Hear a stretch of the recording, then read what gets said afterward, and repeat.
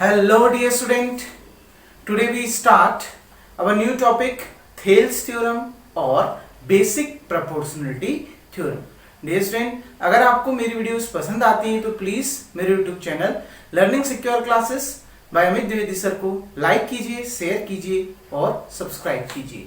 Dear student, आज हम बहुत इंपॉर्टेंट थ्योरम में एक प्रमेय में डिस्कस करने जा रहे हैं जो पेपर में आती है बच्चों, और बहुत इंपॉर्टेंट है. ये प्रूफ करने के लिए आपके बोर्ड पेपर में पूछी जाती है और थ्योरम का नाम है थेल्स थ्योरम, यानी हिंदी में बोल सकते हैं थेल्स प्रमेय. ठीक है ना, यही इसका हिंदी में नेम भी है, थेल्स थ्योरम यानी थेल्स प्रमेय, या इसको हम बेसिक प्रोपोर्शनलिटी थ्योरम भी कहते हैं. इंग्लिश में इसको एक और चीज बोलते हैं, या तो इसको हम थेल्स थ्योरम कहते हैं या फिर इसका दूसरा नाम है basic proportionality theorem, BPT. Small में हम इसको ये पढ़ते हैं बीपीटी. क्लियर? बीपीटी का मतलब है बेसिक प्रोपोर्शनलिटी थ्योरम. तो डियर स्टूडेंट, हमने आज इस थ्योरम में डिस्कस करनी है. तो सबसे पहले हम इसके स्टेटमेंट को समझते हैं. ये बहुत इंपॉर्टेंट थ्योरम है. स्टेटमेंट क्या कहता है? If a line is drawn parallel to one side. मैंने दो स्टेटमेंट लिख रखी है इसी का. ठीक है, पहले वाला स्टेटमेंट आपके बुक में है, उसी को दूसरे तरीके से इस तरीके से भी पढ़ा जाता है, लेकिन सही तरीका जो आपके बुक में है ये है. इसी का दूसरा फॉर्म मैंने यहाँ पर लिख रखा है. आप इसको भी लर्न करिए, इसको भी लर्न करिए, जो आपको बढ़िया लगे उसको आप लिखने की कोशिश करिएगा. ठीक है, स्टेटमेंट क्या कह रहा है देखिए. If a line is drawn parallel to one side of a triangle. अगर कोई लाइन, जैसे ये एक ट्राइंगल है, ठीक है, ये हमने एक ट्राइंगल ले लिया बच्चों. थोड़ा बड़ा ट्राइंगल बना लेते हैं क्योंकि प्रूफ भी मैंने इसमें करवाना है, तो इसी फिगर को लेके हम उसको सॉल्व करेंगे. ये आपको एक ट्राइंगल दे रखा है. ठीक, अब ये कह रहा है if a line is drawn parallel to one side of a triangle. ये ट्राइंगल एबीसी मैंने ले लिया. इस ट्राइंगल एबीसी के एक साइड के पैरेलल, अब वो एक साइड कोई भी हो सकती है, ये भी हो सकती है, ये भी हो सकती है और ये भी हो सकती है. आ गई ना बात समझ में? अब इस ट्राइंगल के किसी भी एक साइड के पैरेलल आप एक लाइन ड्रॉ करिए. मान लिया मैं बीसी के पैरेलल एक लाइन ड्रॉ करता हूं, ये. ठीक है, इसको हमने नाम दे दिया बच्चों डीई.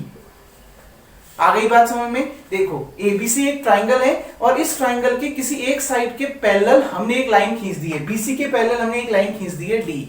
ठीक है, अब ये क्या कह रहा है? If a line is drawn parallel to one side of a triangle to intersect other two side in distinct point. और जो ये पैरेलल लाइन है वो बचे हुए ट्राइंगल के जो बची हुई दो साइड हैं, ये लाइन एक ट्राइंगल के एक साइड के पैरेलल है और बची हुई जो दो साइड है ए बी और ए सी. ठीक है ना, बीसी के तो पैरेलल है ये, और बाकी अब दो साइड कौन सी बच गई ट्राइंगल की? ए बी और ए सी. इन दो साइड को अलग अलग पॉइंट पर इंटरसेक्ट कर रहा है. देखो, ए बी को डी पर इंटरसेक्ट कर रहा है और ए सी को ई पर इंटरसेक्ट कर रहा है. वही तो बना रखा है ना. अब क्या कह रहा है देखिए, the other two side divide in the same ratio.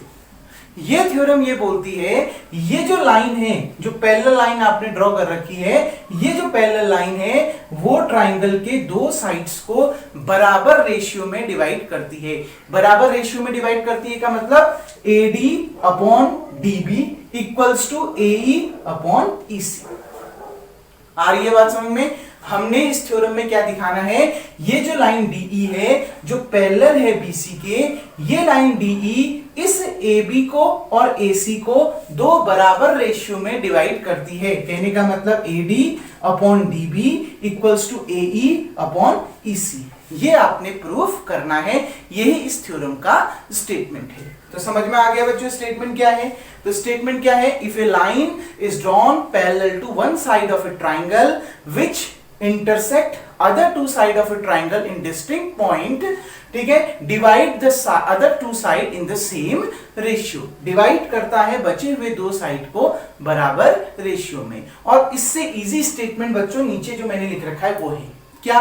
If a line is drawn parallel to the third side of a triangle it divide other two side of a triangle in the same ratio. अगर हम कोई एक line draw करें, line खींचें जो triangle के तीसरे side के पैरेलल हो, ठीक है ना, समांतर हो, तो वो जो पैरेलल लाइन है वो ट्राइंगल के बचे हुए दो साइड को बराबर रेशियो में बांट देती है, विभाजित कर देती है. If a line is drawn parallel to third side, देखो डीई पैरेलल है बीसी के, ठीक है। If a line is drawn parallel to the third side of a triangle which divide other two side in the same ratio, ये line जो divide करेगी बचे हुए दो साइड को बराबर रेशियो में। तो देखिए, if a line is drawn parallel to third side of a triangle its divides other two side in the same ratio. अब इन दोनों स्टेटमेंट को आप याद कर लीजिए, जो भी आपको बेहतर लगे उसको आप नोट करिएगा, ठीक है। कॉपी में तो दोनों नोट होंगे, पेपर में आप जो स्टेटमेंट आपको अच्छा लगे उसको आप करिएगा। दोनों बेसिक प्रोपोर्शनलिटी थ्योरम का ही स्टेटमेंट है। Clear dear student? तो समझ में आ गया इतना? ध्यान से समझिएगा। बेसिक प्रोपोर्शनलिटी थ्योरम क्या है? समझ में आ गया बेसिक प्रोपोर्शनलिटी थ्योरम या थेल्स थ्योरम?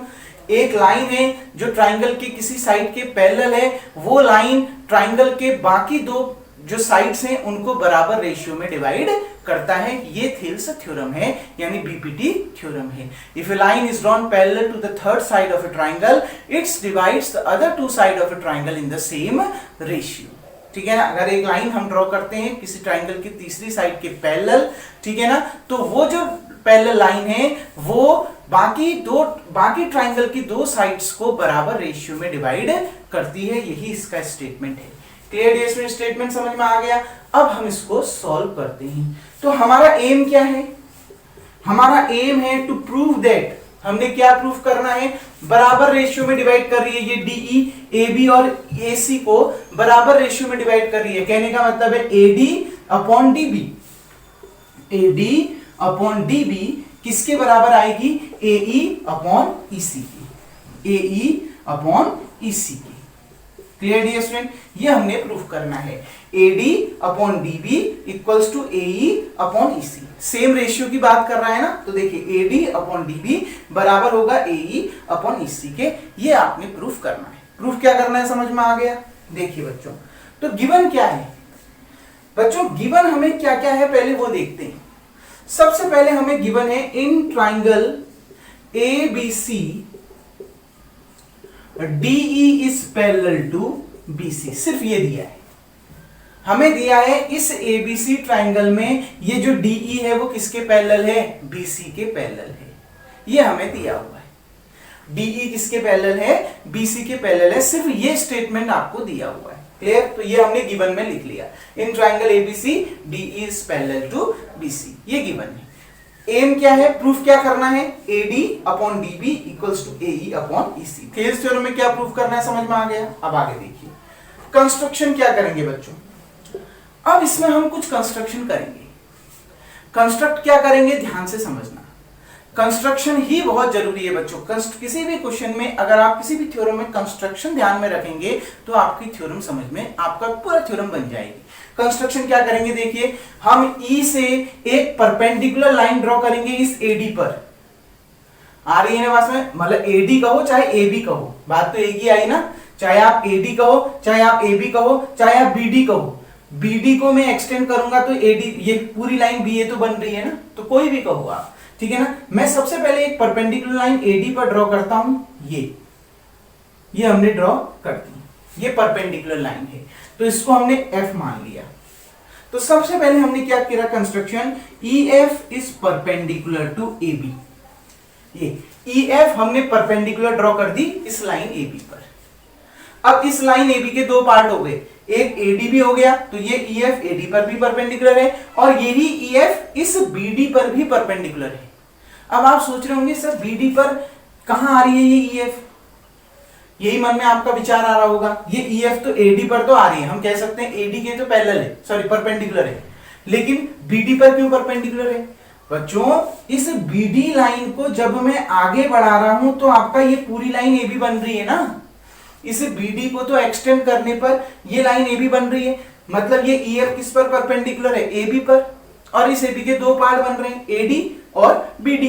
कहने का मतलब है ये EF AD पर भी परपेंडिकुलर है और यही EF BD पर भी परपेंडिकुलर है। अगर मैं BD को आगे बढ़ाऊं तो वो इसी लाइन का तो हिस्सा बन जाएगा ना, AB लाइन का तो हिस्सा बन जाएगा। तो ध्यान रखना, हमने लिख रखा है EF परपेंडिकुलर है AB पर, इसका मतलब है EF परपेंडिकुलर है इस AD पर भी और यही EF परपेंडिकुलर है इस BD पर भी। ठीक है ना। तो ये बीडी पर भी परपेंडिकुलर होगा, ध्यान रखना, क्योंकि बीडी को जब मैं आगे बढ़ाऊं तो ये लाइन ए भी तो बन जा रही है ना पूरा, ठीक है ना। इसी बीडी को जब मैं एक्सटेंड करूंगा तो ये ए भी तो बनेगा, तो ये ईएफ इस बीडी पर भी परपेंडिकुलर होगी, क्योंकि इसको आगे एक्सटेंड करने पर ये ए बी ही बन जा रही है। क्लियर? तो ध्यान रखना बच्चों, ठीक है, इतना समझ में आ गया।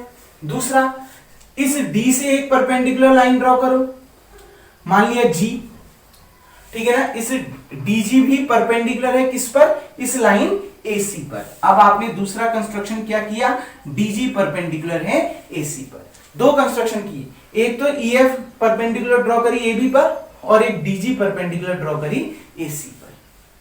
क्लियर? आ गई ना बात समझ में? ये दो कंस्ट्रक्शन किए। इसके साथ आपने एक और कंस्ट्रक्शन किया, ज्वाइन। आप ज्वाइन करोगे बी को ई से, इस बी को ई से ज्वाइन करोगे, join B to E, and इस सी को डी से ज्वाइन करोगे। Clear? And C to E. तो आपने क्या कंस्ट्रक्शन किया, समझ में आ गया? बस ये कंस्ट्रक्शन पूरा हो गया। एक आपने ईएफ परपेंडिकुलर ड्रॉ किया एबी पर और एक आपने डीजी परपेंडिकुलर ड्रॉ किया एसी पर। क्लियर? ठीक है, इतना समझ में आ गया। और इसके साथ साथ आपने क्या किया, इस सी को डी से ज्वाइन किया और बी को ई से ज्वाइन किया। ये आपका कंस्ट्रक्शन का काम भी पूरा हो गया। Clear dear student? अब हम अपना प्रूफ का काम बढ़ाएंगे आगे। अब जो हमने प्रूफ करना है, हमने प्रूफ ये करना है एडी अपॉन डीबी और एई अपॉन एसी। क्योंकि हम किसकी बात कर रहे हैं बच्चों? ट्राइंगल की बात कर रहे हैं। हम जो फिगर बना रहे हैं वो ट्राइंगल पर देख रहे हैं ना। तो अब आप ये देखिए, सबसे पहले ये एलएचएस को देखो, ये एडी साइड और ये डीबी साइड। सबसे पहले ये देखो, एडी साइड, एडी किस ट्राइंगल पर आ रही है? कौन सा ट्राइंगल इस फिगर पर बन रहा है जिसमें ये साइड एडी आ रही है? ये देखो बच्चों, ए डी ई, ये आ रही है ना। ए डी ई ट्राइंगल पर ये साइड एडी आ रही है, आ रही है ना ये साइड एडी। ठीक है, तो आपको पहले एक कौन सा ट्राइंगल देखना है, कौन से ट्राइंगल में देखना है? एडीई ट्राइंगल में देखना है। तो सबसे पहले आप क्या निकालो? Area of triangle ADE. Clear? इसी ट्राइंगल को क्यों लिया? क्योंकि इस पर साइड क्या आ रही है? एडी साइड आ रही है। इस ट्राइंगल एडीई पर देखो बच्चों, इस ट्राइंगल एडीई पर एरिया क्या होता है ट्राइंगल का? Half into base into height. यही होता है ना, half into base into height. Base क्या होता है? जिस पर परपेंडिकुलर होती है लाइन। हाइट क्या होती है? Perpendicular line. बेस क्या होता है? जिस पर वो लाइन परपेंडिकुलर होती है। देखो ये ईएफ परपेंडिकुलर है ना, तो ये हाइट हो गई। और ये एडी क्या है? ये एडी क्या है बच्चों? ये एडी क्या है? बेस हो गई, क्योंकि ये ईएफ परपेंडिकुलर है इस एडी पर, है कि नहीं है? तो बेस का काम कौन कर रहा है? एडी। और हाइट का काम कौन कर रहा है? ईएफ। तो आप क्या लिखोगे यहां पर? 1/2 into AD into EF. Clear? इसको मान लेते हैं इक्वेशन नंबर 1। ठीक है, चलो इक्वेशन 1 ना भी मानो तो ये आपका एक चीज निकल गया। अब आप ये सोच रहे होंगे सर इस ट्राइंगल पर, अगर आप सोच रहे होंगे तो इस ट्राइंगल पर ये भी तो हाइट है और ये भी तो बेस है, तो बेस एई और हाइट डीजी भी तो लिख सकते थे। बिल्कुल लिखेंगे। आरएचएस वाला पोर्शन देखो, एई अपॉन ईसी चाहिए ना, चाहिए ना। तो एई किस ट्राइंगल पर आ रहा है? इसी ट्राइंगल एडीई पर तो आ रहा है ना। इसी ट्राइंगल एडीई पर ये साइड एई भी तो आ रही है। तो बस जब हम दोबारा इसी ट्राइंगल का एरिया निकालेंगे उस समय हम किस साइड को बेस लेंगे? एई को, और इस डीजी को क्या लेंगे? परपेंडिकुलर। क्योंकि इस ट्राइंगल एडीई पर 2 बेस और 2 परपेंडिकुलर है कि नहीं है? तो बस अभी हमने सिर्फ एडी चाहिए, तो एडी लाने के लिए हमने इस एडी को बेस लिया और ईएफ उस पर क्या है? परपेंडिकुलर है, तो ईएफ क्या हो गई? हाइट हो गई। Clear dear student? अब देखिए, अब अपॉन में हमको क्या चाहिए? डीबी। अपॉन में हमको क्या चाहिए? डीबी। अब देखिए डीबी किस ट्राइंगल पर आ रहा है वो देखिए बच्चों। ये देखो डीबी ये है ना, तो ये किस ट्राइंगल पर आ रहा है? ये देखिए इस ट्राइंगल पर डीबी आ रहा है ना। इस ट्राइंगल का नाम क्या है? डीबीई। इस ट्राइंगल का नाम क्या है? डीबीई आ रहा है ना। तो बस area of triangle DBE।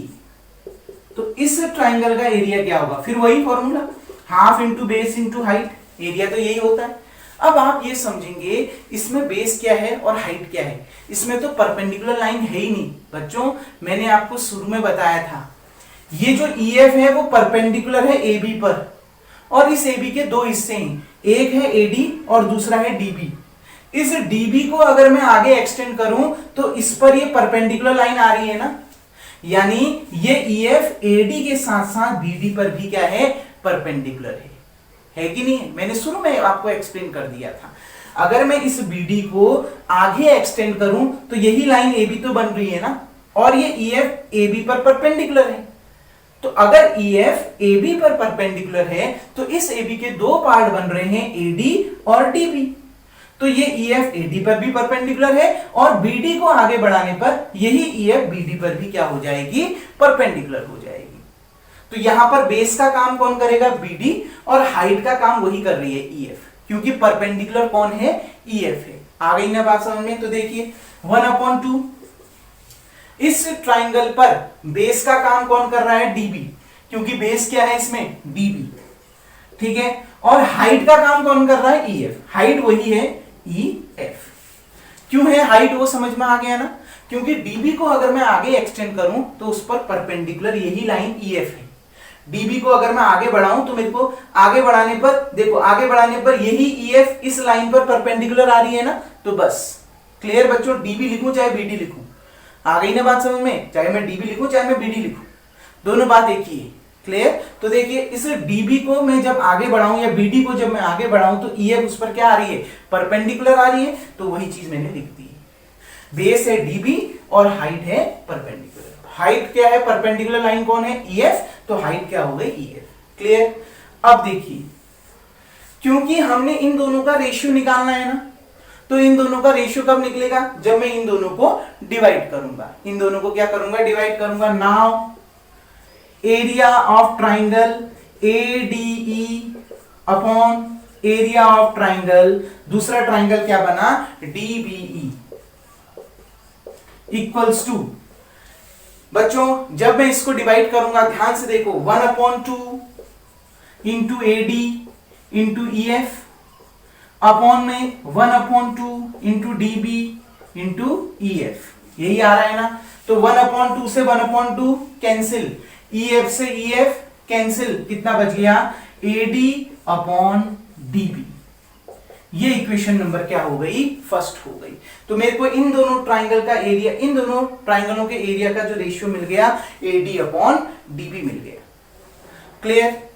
LHS का काम मेरा हो गया। अब मैं किसका काम करूंगा, RHS का काम करूंगा इसी तरीके से। क्लियर? ठीक है, इसी तरीके से देखूंगा कि AE किस ट्राइंगल पर आ रहा है, फिर EC किस ट्राइंगल पर आ रहा है। इतना समझ में आ गया ना बच्चों? उम्मीद करता हूं स्टेटमेंट को, वीडियो को पॉज करके आपने उतार लिया होगा। स्टेटमेंट को बच्चों मैं यहां से मिटा दे रहा हूं। देखिए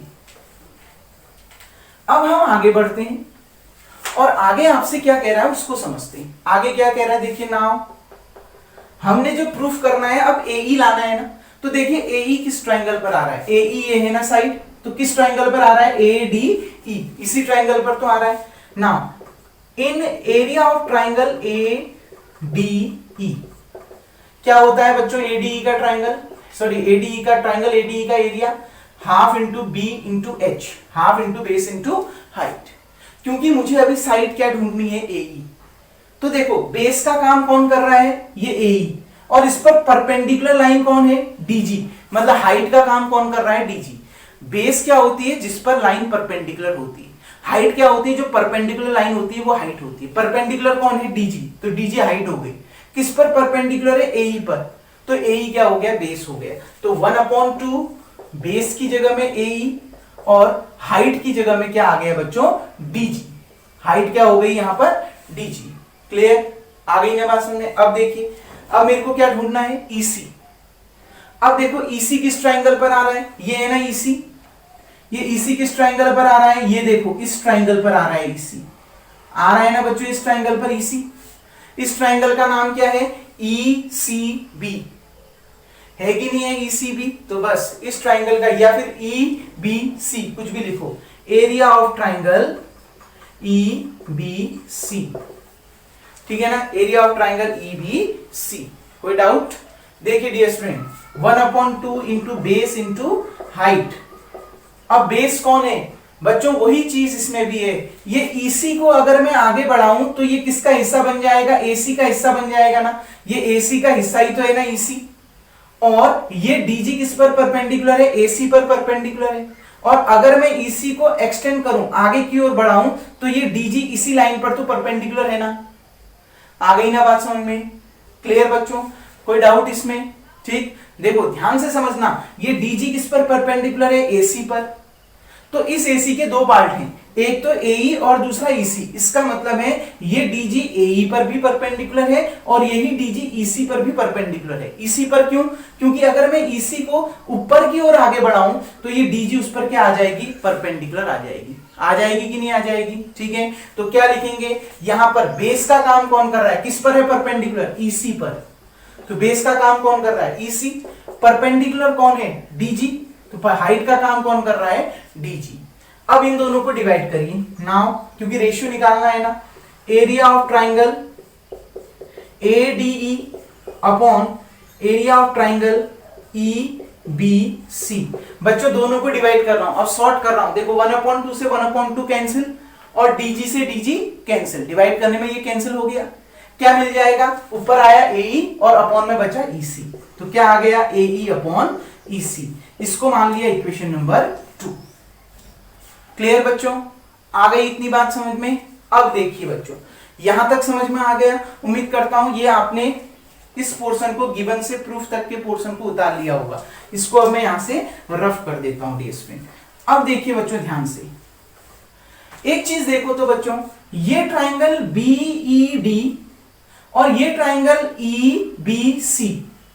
अब चाहे मैं ट्राइंगल BDE कहूं, चाहे मैं ट्राइंगल EBC कहूं, ठीक है ना। ट्राइंगल, पहला जो ट्राइंगल है देखो, एक triangle DBE and triangle EBC। देखो ट्राइंगल DBE और दूसरा ट्राइंगल ECB लिखूं चाहे EBC लिखूं, बात एक ही है, ठीक है ना। ECB भी लिख सकते हो, EBC भी लिख सकते हो, कोई दिक्कत नहीं है इसमें, ठीक है ना। यहीं पर इसको आप ये ECB भी लिख सकते हो, ऐसा कोई प्रॉब्लम नहीं है इसमें, ठीक है। मैंने कोई सिमिलर सुना दिखाना है, एरिया की बात कर रहा हूं मैं, ठीक है ना। ECB की बात कर रहे हैं, ठीक है। अब चाहे आप EBC लिखो चाहे ECB लिखो, दोनों में से आप कुछ भी लिख सकते हैं, ठीक है ना, आपकी मर्जी है। तो बस मैं ये खाली समझाने के लिए कर रहा हूं आपको, ठीक है। आप इसको यही लिखिए जो आपने पहले लिखा था EBC, तो भी कोई फर्क नहीं पड़ेगा। क्लियर? केवल समझाने के लिए बताया मैंने। तो देखो बच्चों, ट्राइंगल DBE और दूसरा ट्राइंगल देखो EBC, इन दोनों ट्राइंगल को देखिए बच्चों। कौन से ट्राइंगल की बात करिए? अच्छा बच्चों, एक चीज देखिए, यहां पर एक चीज हमने गड़बड़ करी, ठीक है। एक काम करिए, देखो बच्चों, इसको यहां पर से सुधार लीजिएगा। यहां पर क्या सुधारिएगा? इस ट्राइंगल का नेम यहां पर थोड़ा सुधार लीजिएगा। ये भले ही EBC ट्राइंगल आपको दिख रहा है ना, लेकिन आप लीजिए इस ट्राइंगल पर EDC, इस ट्राइंगल पर भी तो आ रहा है ना, तो ये वाला ट्राइंगल लीजिए। इस ट्राइंगल का नाम यहां पर आप थोड़ा सा चेंज कर लिए, EDC। ये B की जगह में D कर लीजिए यहां पर। आ गई ना बात में? बाकी सब सेम है, ठीक है ना। यहां पर EDC कर लीजिए। ऐसा क्यों? अभी बता रहा हूं मैं, ठीक है ना। ऐसा क्यों कर रहे हैं अभी देखिए ध्यान से, ठीक है। तो ये नाम यहां पर थोड़ा सा चेंज कर लीजिएगा। जो मैंने EBC करा था, EBC करा था, आप इसको EDC करिए। ऐसा क्यों कर रहा हूं अभी पता चल जाएगा। देखो बच्चों, ये ट्राइंगल DBE और ये ट्राइंगल EDC देखो सेम बेस पर है ना, दोनों का बेस सेम है DE। ट्राइंगल DBE और ट्राइंगल EDC, इन दोनों का बेस देखो सेम है, DE है ना, base same, are in same base, दोनों का बेस सेम है, एंड बिटवीन सेम पैरेलल, और दोनों सेम पैरेलल के बीच में हैं, एंड बिटवीन सेम पैरेलल। देखो DE पैरेलल है किसके? BC के, दोनों सेम पैरेलल के बीच में भी हैं ये दोनों ट्राइंगल। एक ये वाला ट्राइंगल, ठीक है, और दूसरा ये वाला ट्राइंगल, ये दोनों का बेस सेम है, ठीक है ना, DE, और दोनों सेम पैरेलल के बीच में है, ये DE और BC पैरेलल है कि नहीं है? अगर ऐसा होता है तो 9th क्लास में आपने थ्योरम पढ़ी थी, अगर कोई दो ट्राइंगल सेम बेस और बिटवीन सेम पैरेलल्स हैं तो उन दोनों के एरियाज आपस में क्या होंगे? इक्वल होंगे। इसका मतलब है इन दोनों के एरियाज आपस में इक्वल हो गए। Area of triangle DBE equals to area of triangle EDC by theorem. आपने ये 9th क्लास में पढ़ा था। Clear dear student? ये हो गया ना। तो अब देखिए इस EDC की जगह में आपने क्या रख दिया? DBE रख दिया। From two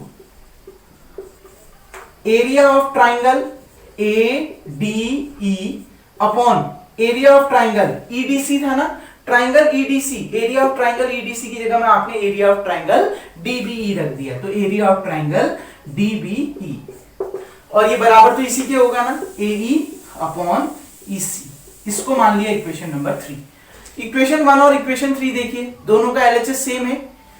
area of triangle ADE upon area of triangle DBE, area of triangle ADE upon area of triangle DBE, दोनों का LHS सेम है, मतलब ये दोनों इक्वेशन आपस में इक्वल हैं। तो इक्वेशन 1 इक्वल्स टू इक्वेशन 3। अगर इन दोनों का LHS सेम है तो दोनों का RHS भी क्या होगा? सेम। तो दोनों का RHS क्या है? AE अपॉन EC और वहां AD अपॉन DB। तो क्या प्रूफ हो गया? AD upon DB equals to AE upon EC। यही आपने क्या करना था बच्चों? प्रूफ करना था। यही तो स्टेटमेंट प्रूफ करना था, AD upon DB equals to AE upon EC। कोई डाउट? डियर स्टूडेंट यहां पर देखो, मैंने जब EBC ले लिया था ना, EBC, तो इसमें यह दिक्कत हो रही थी, अगर मैं यहां EBC लेता तो यहां भी मैं DBC लेना चाहिए था फिर मेरे को। क्लियर? तभी तो दोनों का बेस सेम आता ना। अब यहां मैंने DBE ले लिया है तो यहां भी मैं EDC लूंगा, इसी तरीके से लूंगा ट्राइंगल को। अगर मैंने यहां DBE ट्राइंगल लिया है तो यहां भी मेरे को EDC ट्राइंगल लेना पड़ेगा ताकि ये सेम बेस में आ जाए, इनका बेस सेम आए। क्लियर? आ गई ना बात में? बेस भी तो सेम दिखाना है क्योंकि इन दोनों का एरियाज तो सेम दिखाना पड़ेगा, वरना कैसे आएगी इक्वेशन इक्वल? ठीक है ना। एरिया सेम दिखाने के लिए अगर मैंने पहले वाले के लिए बेस ये लिया है, पहले वाले ट्राइंगल के लिए बेस ये लिया है, तो दूसरे वाले ट्राइंगल के लिए भी मैं बेस यही लूंगा, इसलिए मैंने नाम चेंज कर दिया EDC। क्लियर?